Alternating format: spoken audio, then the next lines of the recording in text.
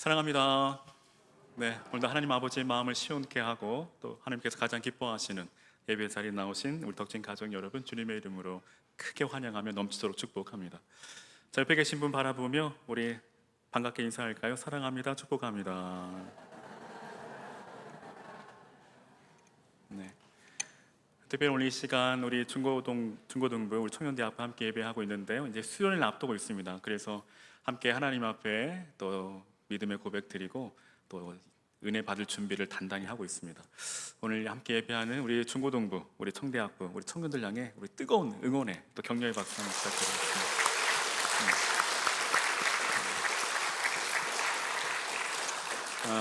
또 이후에 광고하겠지만요, 여러분 오늘 이렇게 찬양 인도하고 특성한 이유는 물론 믿음의 고백, 또 은혜 받을 준비도 있겠지만 무엇보다 후원이 필요합니다. 네. 우리 중고등부 아이들, 우리 청대학부 지금 한창 클 때잖아요. 클 때 뭐가 필요합니까? 먹을 게 필요하죠. 먹을 게. 예. 몸도 마음도 영혼도 건강하게 무럭무럭 잘 자라가라고 우리 특별히 우리 성도님들의 많은 관심과 기도와 뭐요?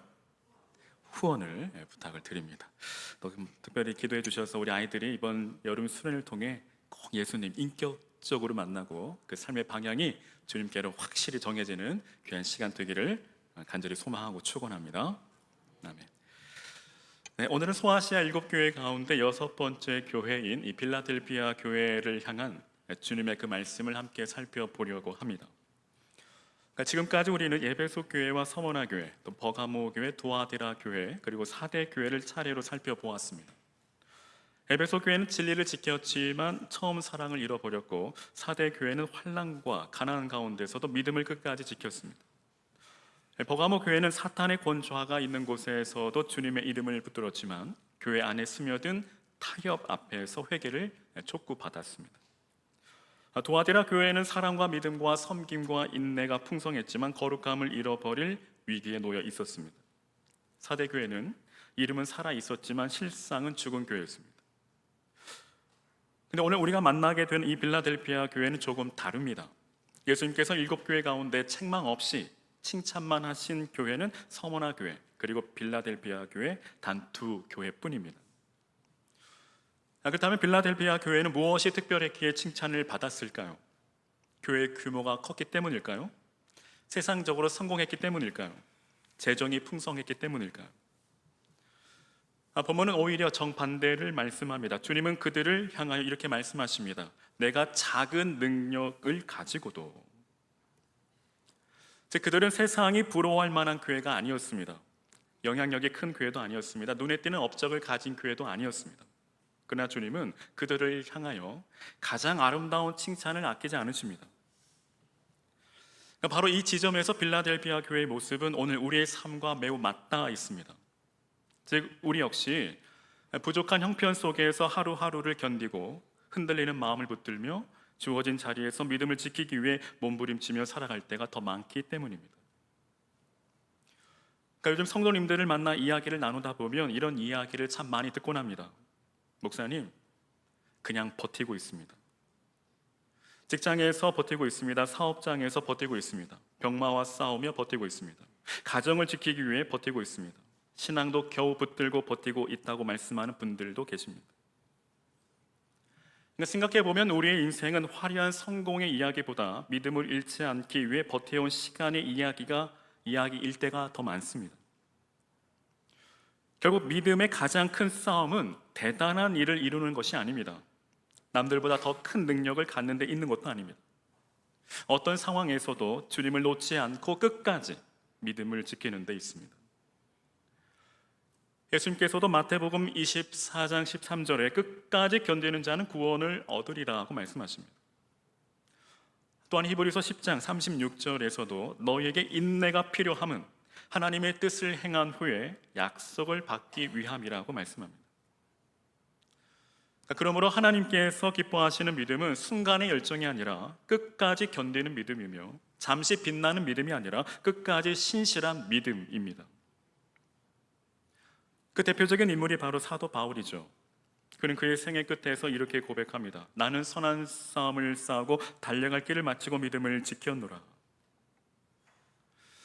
반면 데마는 세상을 사랑하여 바울을 떠났습니다. 이제 끝까지 믿음을 지키지 못했습니다. 그 결과 바울은 믿음을 지켰다라는 승리의 고백을 남겼지만 데마는 세상을 사랑하여 떠난 사람이라는 안타까운 기록으로 성경에 남았습니다. 시작은 비슷했지만 끝은 전혀 달랐습니다. 이 두 사람의 차이는 뭘까요? 능력의 차이가 아닙니다. 재능의 차이도 아닙니다. 끝까지 믿음을 지켰는가, 지키지 않았는가의 차이입니다. 근데 그 차이는 결코 작은 결과를 가져오지 않았습니다. 영원을 가르는 차이가 되었습니다.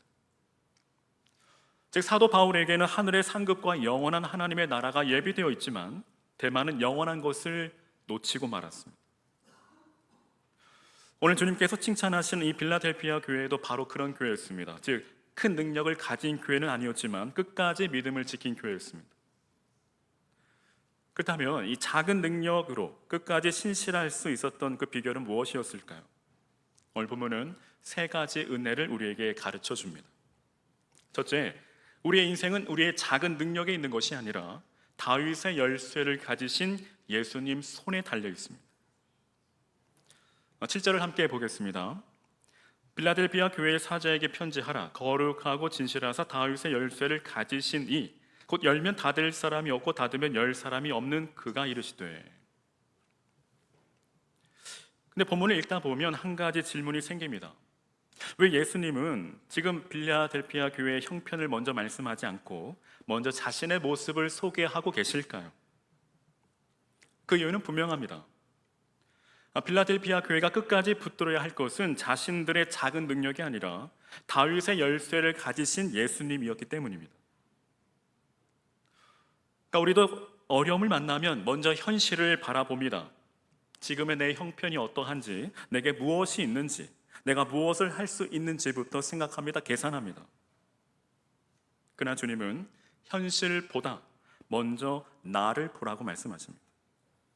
그 이유는 성도의 믿음은 문제의 크기를 보는 데서 시작되는 것이 아니라 문제보다 크신 주님을 바라보는 데서 시작되기 때문입니다.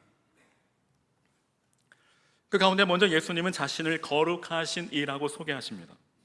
여기 거룩하다라는 것은 단순히 죄가 없다는 뜻을 넘어 하나님만이 가지시는 절대적인 순결과 완전한 구별됨을 의미합니다. 이 당시 빌라델비아 성도들이 살아가던 세상은 거룩과는 거리가 먼 세상이었습니다. 당시 황제 숭배가 있었고 우상 숭배가 일상이었습니다. 예수를 믿는다는 이유로 배척과 조롱을 받는 일이 적지 않았습니다. 그런 세상 속에서 주님은 먼저 자신의 거룩하심을 보여주십니다. 왜냐하면 성도는 거룩하신 주님을 본받아 세상 속에서 구별된 삶을 살아가야 하기 때문입니다. 즉 성도는 이 땅에서 예수님을 닮아가며 그분의 성품과 삶을 드러내는 작은 예수로 부름받은 자이기 때문이죠. 더불어서 예수님은 자신을 진실하신 이라고 소개합니다. 여기서 진실하다라는 말은 단순히 거짓이 없다는 뜻이 아닙니다. 이는 참되신 분, 약속하신 것을 반드시 이루시는 신실한 분이라는 뜻입니다. 이 사도 바울은 고린도후서 1장 20절에 하나님의 약속은 얼마든지 그리스도 예수 안에서 예가 된다라고 고백합니다. 이는 곧 거짓과 타협이 가득한 세상 속에서도 끝까지 변함없는 주님을 신뢰하라는 말씀입니다. 사랑하는 여러분, 사람의 약속은 변할 수 있습니다. 환경도 변합니다. 시대도 변합니다. 우리의 마음도 흔들릴 때가 있습니다. 그러나 예수 그리스도는 어제나 오늘이나 영원토록 동일하십니다. 하나님의 약속은 영원합니다. 그리고 반드시 이루어집니다. 믿으시면 아멘. 그러므로 우리의 믿음은 흔들리는 세상 위에 세워지는 것이 아니라 변함없으신 예수 그리스도 위에 그리고 영원하신 하나님의 약속의 말씀 위에 견고히 세워져야 한다는 것입니다.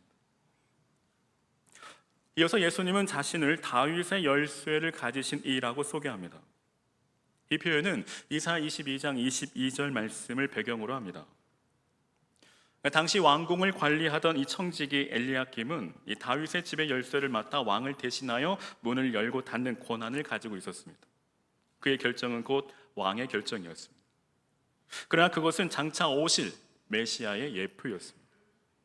그리고 이제 참된 다윗의 자손으로 오신 예수님께서 하나님 나라의 모든 권세와 주권을 가지신 왕이심을 선포하시는 것입니다.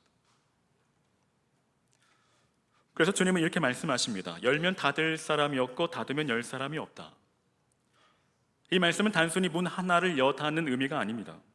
우리 인생의 모든 문이 예수 그리스도의 주권 아래 있다는 선언이십니다. 즉 우리의 인생은 환경이 결정하는 것이 아니라 다윗의 열쇠를 가지신 예수님께서 결정하신다는 사실입니다. 여러분 믿으십니까? 믿으시기를 바랍니다. 그러나 주님께서 칭찬하신 것은 그들의 작은 능력 자체가 아니었습니다. 주님께서 기뻐하신 것은 그 작은 능력으로도 말씀을 지키고 주님의 이름을 끝까지 붙들었다는 사실이었습니다. 8절에 내가 작은 능력을 가지고도 내 말을 지키며 내 이름을 배반하지 아니하였도다. 여기서 가장 중요한 동사는 지키며입니다. 이 단어는 헬라어로 소중히 간직하다, 끝까지 붙들다, 보호하다, 충성스럽게 지켜냈다라는 의미를 가지고 있습니다. 예수님은 지금 이 빌라델피아 교회가 성경 지식이 많다고 칭찬하지 않으십니다. 설교를 많이 들었다고 칭찬하지도 않으십니다. 말씀을 삶으로 지켜냈다는 것을 칭찬하고 계십니다. 오늘날 우리는 성경을 쉽게 접할 수 있는 시대에 살아갑니다. 휴대전화만 열어도 성경을 읽을 수 있습니다. 좋은 설교도 얼마든지 들을 수 있습니다. 그러나 여러분 중요한 것은 뭘까요? 중요한 것은 얼마나 많이 아느냐가 아니라 얼마나 말씀대로 살아가느냐입니다. 야고보 사도는 분명히 말합니다. 야고보 1장 22절에 너희는 말씀을 행하는 자가 되고 듣기만 하여 자신을 속이는 자가 되지 말라. 즉 이 말씀은 머리에 저장하는 지식이 아니라 삶으로 순종하는 진리라는 것입니다. 그러므로 말씀을 지킨다라는 것은 단순히 성경책을 들고 다니는 것이 아닙니다. 하나님의 약속을 마음에 품고 살아가는 것입니다. 사람의 말보다 하나님의 말씀을 더 신뢰하는 것입니다. 눈에 보이는 현실보다 하나님의 말씀을 더 붙드는 것입니다. 당시 빌라델피아 교회 성도들이 바로 그런 삶을 살았습니다. 그러나 그 길은 결코 쉬운 길이 아니었습니다. 그들이 살아가던 시대는 예수님만을 주님으로 고백하며 살아가기에는 너무나 큰 대가를 치러야 했습니다. 당시 유대인들은 그들을 회당에서 내쫓았습니다.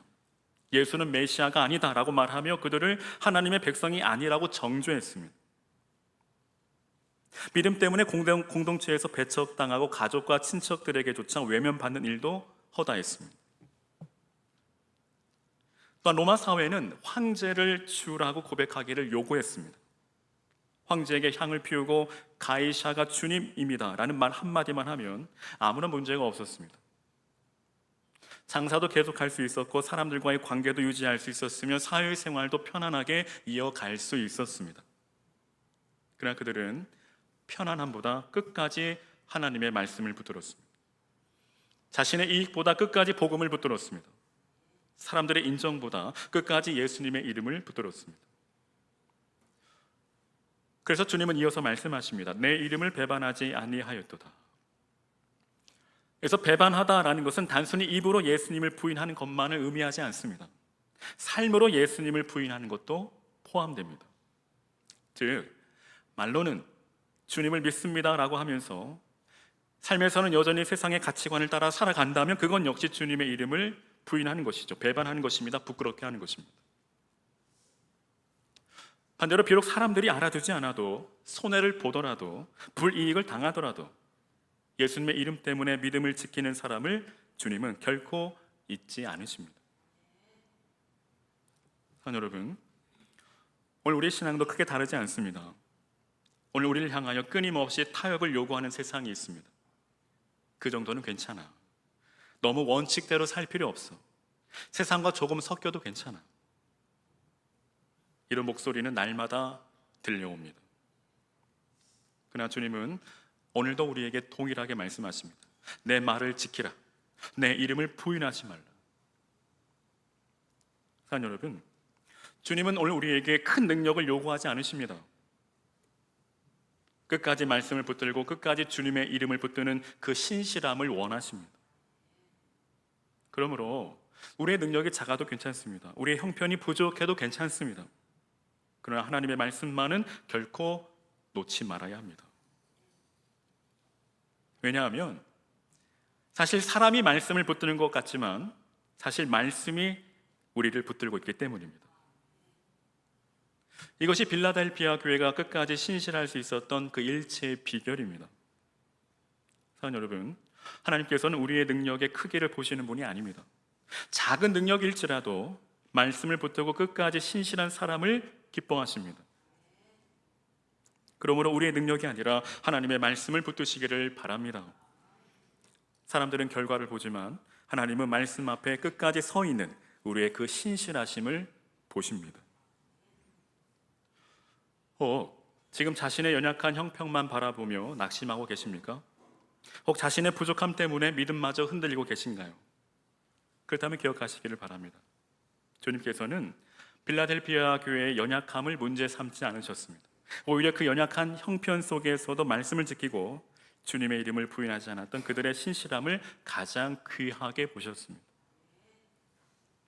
그러므로 오늘 저와 여러분, 우리 현실보다 크신 주님을 바라보시기를 바랍니다. 환경보다 말씀을 붙드시기를 바랍니다. 눈에 보이는 상황보다 하나님의 그 약속을 붙드시기를 바랍니다. 자, 여러분, 하나님께서는 큰 능력을 가진 사람보다 작은 능력으로도 끝까지 말씀을 붙드는 사람을 기뻐하심을 기억하시기를 바랍니다. 그 다음에 한 가지 질문이 생깁니다. 즉, 어떻게 하면 우리도 빌라델피아 교회처럼 끝까지 말씀을 붙들며 살아갈 수 있을까요? 어떻게 하면 흔들리는 세상 속에서도 믿음을 잃지 않고 흔들리지 않고 끝까지 신실할 수 있을까요?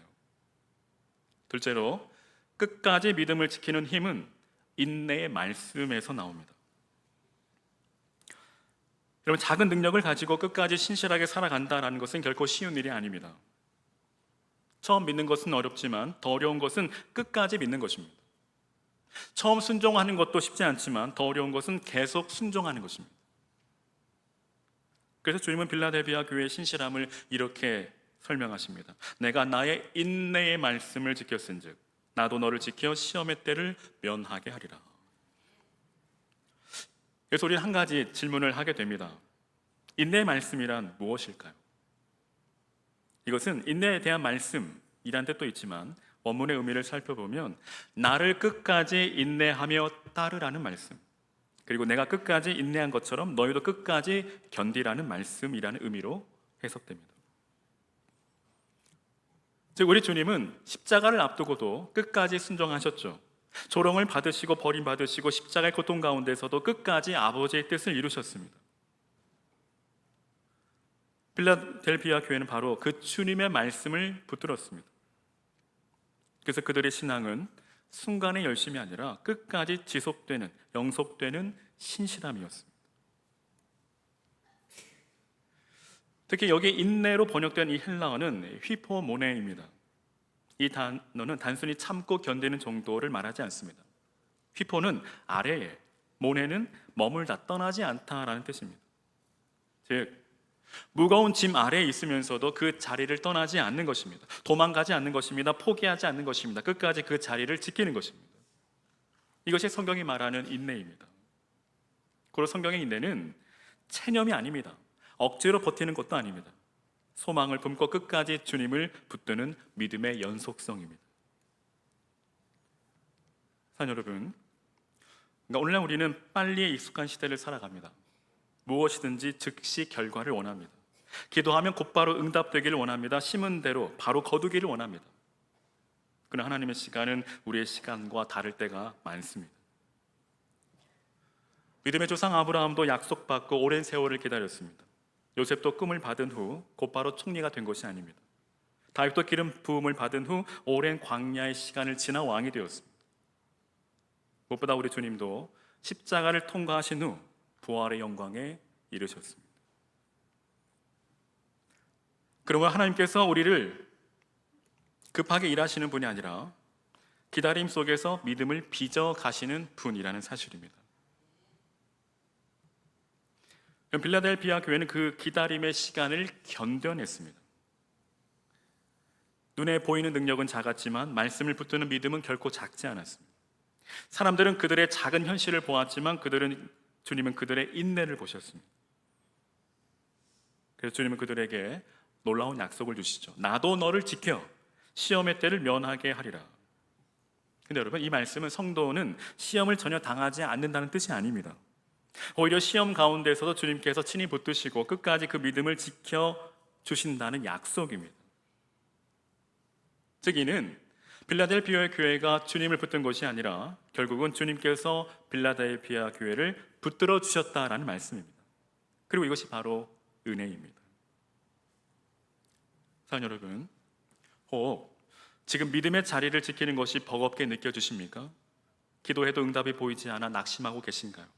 말씀대로 살았는데도 현실은 달라진 것이 없어 흔들리고 계십니까? 오늘 주님은 우리에게 대단한 능력을 요구하지 않으십니다. 단 한 가지, 끝까지 인내 말씀을 붙들라고 말씀하십니다. 왜냐하면 우리가 끝까지 주님을 붙드는 것 같지만 실상은 주님께서 끝까지 우리를 붙들고 계시기 때문입니다. 우리의 인내는 우리의 의지에서 시작되는 것이 아니라 끝까지 인내하신 예수님의 은혜에서 시작됩니다. 그러므로 사랑하는 여러분, 포기하지 마십시오. 기도의 자리를 떠나지 마십시오. 예배의 자리를 떠나지 마십시오. 말씀의 자리를 떠나지 마십시오. 오늘 눈물이 있어도 내일은 주님이 닦아주실 겁니다. 오늘은 기다림이 길어도 하나님의 약속은 반드시 이루어질 겁니다. 오늘은 길이 보이지 않아도 주님은 이미 우리보다 앞서 행하고 계십니다. 그러므로 끝까지 인내하십시오. 끝까지 말씀을 붙드십시오. 끝까지 주님의 이름을 붙드시기를 바랍니다. 이처럼 끝까지 인내의 말씀을 지킨 자에게 주님은 놀라운 약속을 주십니다. 그 약속은 뭘까요? 11절에 내가 속히 오리니 내가 가진 것을 굳게 잡아 아무도 내 면류관을 빼앗지 못하게 하라. 그 첫 번째 약속은 바로 내가 속히 오리니, 즉 재림의 약속입니다. 여기서 내가 속히 오리니라는 말씀은 단순히 시간적으로 곧 오신다는 의미만은 아닙니다. 이는 주님은 반드시 다시 오신다는 확실한 약속이며 그날은 언제든 이룰 수 있으니 항상 깨어 믿음을 지키라는 말씀입니다. 사랑하는 여러분, 성도는 오늘만 바라보며 살아가는 사람이 아닙니다. 다시 오실 주님을 바라보며 오늘을 살아가는 사람입니다. 바로 그 재림의 소망이 오늘의 인내를 가능하게 하고 끝까지 믿음을 붙들게 하는 힘이 된다라는 것입니다. 그래서 주님은 내가 속히 오리니 라고 말씀하신 후 내가 가진 것을 굳게 잡으라고 권면하고 계십니다. 이는 다시 오실 주님을 바라보는 자만이 끝까지 믿음을 지킬 수 있기 때문이죠. 그러므로 바라기는 저와 여러분, 주님의 그 확실한 약속의 말씀 붙들고 오늘도 깨어 주님 맞을 준비하시는 저와 여러분 되시기를 주님의 이름으로 간절히 축원합니다. 그리고 이어지는 12절은 오늘 본문의 절정으로 바로 주님의 두 번째 약속입니다. 이기는 자는 내 하나님 성전의 기둥이 되게 하리니 그가 결코 다시 나가지 아니하리라. 그러니까 이 말씀을 이해하려면 이 빌라델피아의 그 역사적 배경을 알아야 합니다. 그러니까 빌라델피아는 지진이 매우 잦은 도시였습니다. AD 17년의 대지진 이후에도 크고 작은 지진들이 계속되었습니다. 그로 인해 사람들은 집 안에서 편히 잠을 이루지 못했습니다. 조그만 땅이 흔들려도 밖으로 뛰쳐나갔습니다. 오늘 무너지지 않는 건물이 내일도 무너지지 않는다는 보장이 없었습니다. 그래서 그들에게 가장 간절한 소망은 흔들리지 않는 집이었습니다. 바로 그런 그들에게 주님은 말씀하십니다. 너희를 하나님의 성전의 기둥이 되게 하겠다. 이 말씀은 그들에게 큰 위로가 되었을 겁니다. 여러분, 기둥은 건물에서 가장 견고한 부분이죠. 건물이 흔들려도 마지막까지 버티는 것이 기둥입니다. 근데 더 놀라운 말씀은 이어지는 약속입니다. 그가 결코 다시 나가지 아니하리라. 그러니까 이 표현은 당시 빌라델피아 이 성도들의 삶을 생각하면 더욱 감동적입니다. 왜냐하면 그들은 지진이 날 때마다 집 밖으로 뛰쳐나와야 했습니다. 이번에는 무너지지 않을까, 또 흔들리는 것은 아닐까, 늘 불안 속에 살았습니다. 그래서 주님은 말씀하십니다. 내 나라에서는 다시는 밖으로 뛰쳐나올 일이 없다. 다시는 두려워할 일이 없다. 다시는 흔들릴 일이 없다. 얼마나 놀라운 약속입니까? 여러분, 오늘 우리도 흔들리는 세상 속에 살아갑니다. 경제도 흔들립니다. 건강도 흔들립니다. 가정도 흔들립니다. 우리의 감정도 흔들립니다. 심지어 믿음마저 흔들릴 때가 많습니다. 그러나 세상이 흔들린다 해서 하나님 나라까지 흔들리는 것은 아닙니다. 우리의 현실은 흔들릴 수 있어도 우리를 붙드시는 하나님의 약속은 결코 흔들리지 않습니다. 그리고 주님은 마지막 이렇게 말씀하십니다. 바로 주님의 세 번째 약속입니다. 내 하나님의 이름과 내 하나님의 성, 곧 하늘에서 내 하나님께로부터 내려오는 새 예루살렘의 이름과 나의 새 이름을 그 위에 기록하리라. 성경에서 이름을 기록한다라는 것은 소유와 보호 그리고 영원한 관계를 의미합니다. 즉 주님은 끝까지 신실한 성도에게 이렇게 선언하고 계십니다. 너는 이제 영원히 내 사람이다. 여러분, 세상이 인정하지 않아도 괜찮습니다. 사람들이 우리의 이름을 기억하지 않아도 괜찮습니다. 가장 중요한 것은 예수님께서 우리의 이름을 아시고 우리를 당신의 것으로 영원히 붙들고 계신다는 사실입니다. 오늘의 이 약속의 말씀이 저와 여러분의 삶과 가정과 또 교회 가운데 반드시 이루어지기를 주님의 이름으로 간절히 축원합니다. 이제 말씀을 마칩니다. 사랑하는 여러분, 필라델피아 교회는 큰 교회가 아니었습니다. 세상적으로 영향력이 큰 교회도 아니었습니다. 넉넉한 형편을 가진 교회도 아니었습니다. 주님께서 말씀하신 것처럼 작은 능력을 가진 교회였습니다. 그러나 그들은 그 작은 능력으로도 끝까지 말씀을 지켰고 끝까지 주님의 이름을 부인하지 않았으며 끝까지 인내 말씀을 붙들었습니다. 그래서 주님은 그들에게 가장 아름다운 칭찬을 하셨고 영원한 약속을 허락하셨습니다. 사랑하는 여러분, 오늘 우리도 마찬가지입니다. 우리의 현실은 빌라델피아 교회와 크게 다르지 않습니다. 우리도 때로는 연약합니다. 우리도 때로는 지칩니다. 우리도 때로는 낙심합니다. 그러나 하나님께서는 우리의 능력의 크기를 먼저 보시는 분이 아닙니다. 다윗의 열쇠를 가지신 주님을 끝까지 신뢰하는지, 인내 말씀을 끝까지 붙드는지, 그리고 다시 오실 주님과 그분의 약속하신 영원한 하나님의 나라를 바라보며 살아가는지를 보십니다. 그러면 저와 여러분, 우리의 현실보다 크신 주님을 바라보시기를 바랍니다. 우리의 생각보다 하나님의 말씀을 붙드시기를 바랍니다. 그 흔들리는 세상을 바라보기보다 다시 오실 주님과 그분의 영원한 약속을 바라보시기를 바랍니다. 사랑하는 여러분, 우리 주님은 약속하신 것을 반드시 이루시는 분이십니다. 그로 바라기는 저와 여러분 모두가 이 빌라델피아 교회처럼 작은 능력으로도 끝까지 말씀을 지키고 끝까지 주님의 이름을 붙들며 끝까지 신실한 믿음으로 살아가시기를 주님의 이름으로 간절히 축원합니다. 그리하여 우리 인생의 마지막에도 사도 바울의 고백처럼 나는 선한 싸움을 싸우고 나의 달려갈 길을 마치고 믿음을 지켰노라. 오늘 우리의 믿음의 고백이 되기를, 우리의 신앙의 간증이 되기를 주의 이름으로 간절히 축원합니다. 그 다시 오실 그 주님 앞에 서는 그날에 주님께서 약속하신 영원한 면류관을 받고 하나님의 성전에 영원한 기둥으로 서며 너는 영원히 내 것이다 라고 말씀하시는 주님의 음성을 듣는 저와 여러분 되시기를 주님의 이름으로 간절히 축원합니다.